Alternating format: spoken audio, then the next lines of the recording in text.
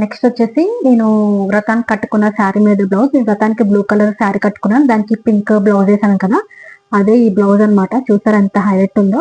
ఇది కూడా అంతే, ఓన్లీ ఫ్రంట్ నెక్ ఇట్లా వస్తుంది అనమాట. కుందన్స్ తో ఇట్లా వర్క్ చేయించుకున్నాను. అండ్ బ్యాక్ వచ్చేసరికి కంప్లీట్ ఇట్లా వస్తుంది. హెవీ వర్క్ అనే చెప్పొచ్చు. మొత్తం ఇట్లాగా యూ షేప్ మొత్తం ఇట్లాగా కంప్లీట్ వస్తుంది. అండ్ మధ్య మధ్యలో మాత్రం ఇట్లాగా బాల్స్ వచ్చినాయి అనమాట. అండ్ హ్యాండ్కి వస్తే, హ్యాండ్ మాత్రం చాలా హెవీ వర్క్ చేయించుకున్నాను. ఇదిగోండి హ్యాండ్స్ ఇట్లాగా బ్లూ కలర్ శారీ కాబట్టి ఈ diamond shape blue colour kundans and round shape flowers అనమాట. మొత్తం ఇట్లాగా హెవీ వర్క్ వస్తుంది హ్యాండ్ అంతా. మొత్తం బ్లూ కలర్ బ్లౌజ్ కాబట్టి, బ్లూ కలర్ శారీ కాబట్టి ఇట్లాగా pink and blue combination. So both hands కి అట్లా ఫుల్.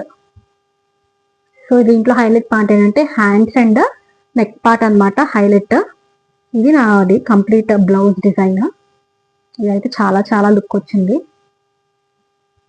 ఇది వచ్చేసి బ్లౌజ్.